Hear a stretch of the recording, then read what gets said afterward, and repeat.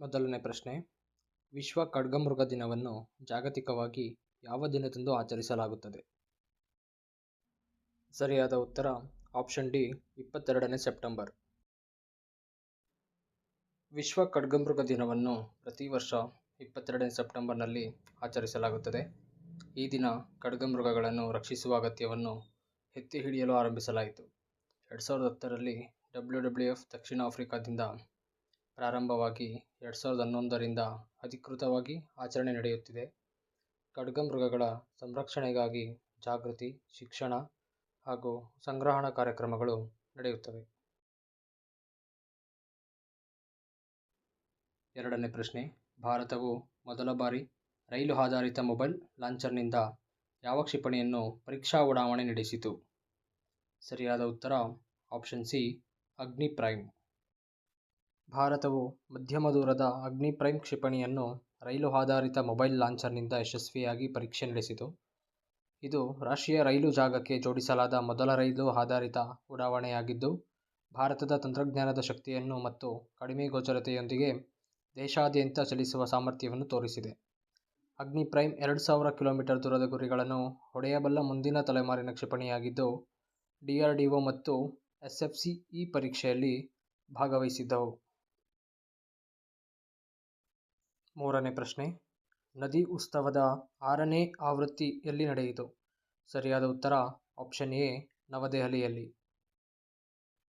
ಸಂಸ್ಕೃತಿ ಸಚಿವಾಲಯದ ಅಧೀನದಲ್ಲಿರುವ ಇಂದಿರಾ ಗಾಂಧಿ ರಾಷ್ಟ್ರೀಯ ಕಲಾ ಕೇಂದ್ರವು 6ನೇ ನದಿ ಉತ್ಸವವನ್ನು 25ರಿಂದ 27ನೇ ಸೆಪ್ಟೆಂಬರ್ 2025ರವರೆಗೆ ನವದೆಹಲಿಯ ಜನಪಥ್ನಲ್ಲಿ ಆಯೋಜಿಸಿತು. ನದಿಗಳ ಪರಿಸರ ಮತ್ತು ಸಾಂಸ್ಕೃತಿಕ ಮಹತ್ವವನ್ನು ಹಬ್ಬದಲ್ಲಿ ಹೈಲೈಟ್ ಮಾಡಲಾಯಿತು. ಕೇಂದ್ರ ಜಲಶಕ್ತಿ ಸಚಿವರು 25ನೇ ಸೆಪ್ಟೆಂಬರ್ ರಂದು ಉದ್ಘಾಟಿಸಿದರು. ವಿವಿಧ ಸಮ್ಮೇಳನಗಳು, ಚಲನಚಿತ್ರಗಳು, ಕಾರ್ಯಕ್ರಮಗಳು ಮತ್ತು ಪ್ರದರ್ಶನಗಳು ನಡೆದವು. ನಾಲ್ಕನೇ ಪ್ರಶ್ನೆ, ಭಾರತದ ಯಾವ ಪ್ರದೇಶವನ್ನು ಭಾರತದ ಮೊದಲ ಡುಗಾಂಗ್ ಸಂರಕ್ಷಣಾ ರಿಸರ್ವ್ ಎಂದು ಗುರುತಿಸಲಾಗಿದೆ? ಸರಿಯಾದ ಉತ್ತರ ಆಪ್ಷನ್ ಎ ಪಾಲ್ಕ್ ಬೇ, ತಮಿಳುನಾಡು. IUCN ಅಂತಾರಾಷ್ಟ್ರೀಯ ಪ್ರಕೃತಿ ಸಂರಕ್ಷಣಾ ಸಂಘ ಪಾಲ್ಕ್ ಬೇ, ತಮಿಳುನಾಡಿನಲ್ಲಿ ಭಾರತದ ಮೊದಲ ಡುಗಾಂಗ್ ಸಂರಕ್ಷಣಾ ರಿಸರ್ವ್ ಅನ್ನು ಅಧಿಕೃತವಾಗಿ ಗುರುತಿಸಿದೆ. ಇದು 21ನೇ ಸೆಪ್ಟೆಂಬರ್ 2022ರಂದು ವನ್ಯಜೀವಿ ಸಂರಕ್ಷಣಾ ಕಾಯ್ದೆ 1972ರ ಅಡಿಯಲ್ಲಿ ಸ್ಥಾಪಿತವಾಗಿತ್ತು. 448.34 ಚದರ ಕಿಲೋಮೀಟರ್ ಪ್ರದೇಶವನ್ನು ಒಳಗೊಂಡಿದೆ.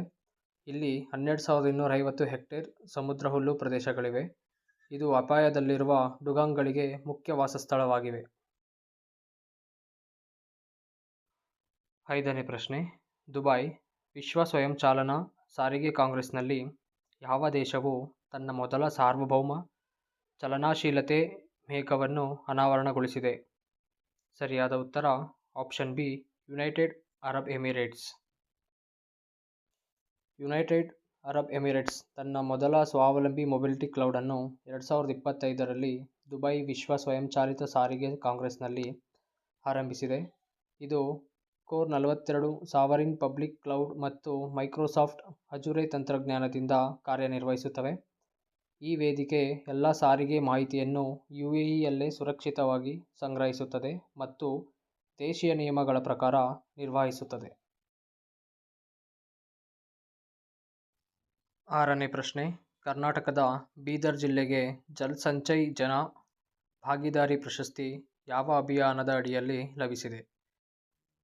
ಸರಿಯಾದ ಉತ್ತರ option B Jal Shakti Abhiyan catch the rain ಎಂಬ ಅಭಿಯಾನದ ಅಡಿಯಲ್ಲಿ ಲಭಿಸಿದೆ.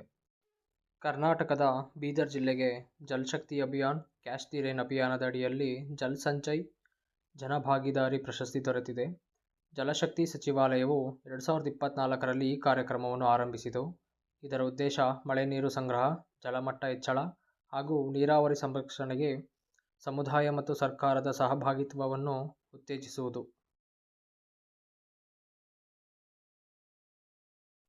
ಏಳನೇ ಪ್ರಶ್ನೆ, ಇತ್ತೀಚೆಗೆ ಅಂತಾರಾಷ್ಟ್ರೀಯ ಕ್ರಿಕೆಟ್ನಿಂದ ನಿವೃತ್ತಿ ಘೋಷಿಸಿರುವ ಕ್ರಿಸ್ ವೋಕ್ಸ್ ಯಾವ ದೇಶದವರು? ಸರಿಯಾದ ಉತ್ತರ ಆಪ್ಷನ್ ಸಿ ಇಂಗ್ಲೆಂಡ್ ದೇಶದವರು.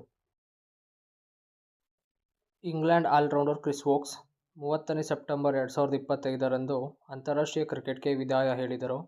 2011ರಲ್ಲಿ ಆರಂಭಿಸಿದ ಅವರು 217 ಪಂದ್ಯಗಳಲ್ಲಿ ಆಡಿದ್ದು 396 ವಿಕೆಟ್ಗಳ ಜೊತೆಗೆ 3705 ರನ್ಗಳು ಗಳಿಸಿದ್ದಾರೆ.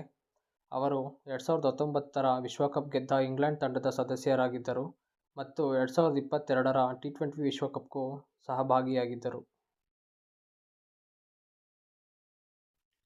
8ನೇ ಪ್ರಶ್ನೆ.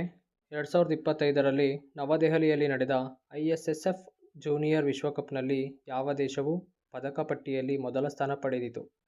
ಸರಿಯಾದ ಉತ್ತರ ಆಪ್ಷನ್ ಎ ಭಾರತ.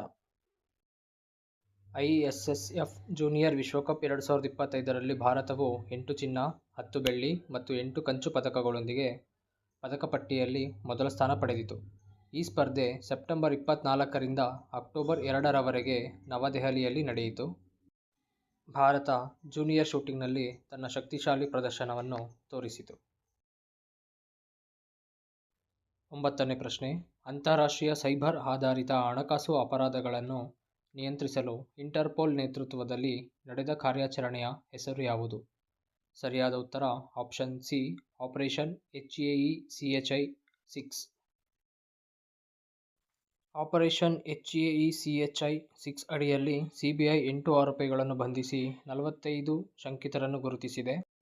ಈ ಇಂಟರ್ಪೋಲ್ ನೇತೃತ್ವದ ಕಾರ್ಯಾಚರಣೆ ಸೈಬರ್ ಆಧಾರಿತ ಹಣಕಾಸು ಅಪರಾಧಗಳು, ವಾಯ್ಸ್ ಫಿಶಿಂಗ್, ಪ್ರೇಮ ಮತ್ತು ರೊಮ್ಯಾನ್ಸ್ ವಂಚನೆ, ಆನ್ಲೈನ್ ಸೆಕ್ಸೋಷನ್, ಹೂಡಿಕೆ ಮೋಸ, ಅನಧಿಕೃತ ಜೂಜು, ಹಣ ವರ್ಗಾವಣೆ ವ್ಯವಹಾರ, ಇಮೇಲ್ ವಂಚನೆ ಮತ್ತು ವಾಣಿಜ್ಯ ವಂಚನೆಗಳನ್ನು ಗುರಿಯಾಗಿಟ್ಟುಕೊಂಡು $66,340 ನಗದು ವಶಪಡಿಸಿಕೊಂಡು 30 ಬ್ಯಾಂಕ್ ಖಾತೆಗಳನ್ನು ತಡೆಹಿಡಿಯಲಾಗಿದೆ.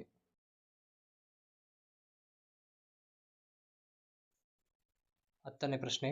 ಇತ್ತೀಚೆಗೆ ಸುದ್ದಿಯಲ್ಲಿ ಕಾಣಿಸಿಕೊಂಡಿದ್ದ ಕ್ಯಾಂಡಿಡಾ ಔರಿಸ್ ಎಂದರೆ ಏನು?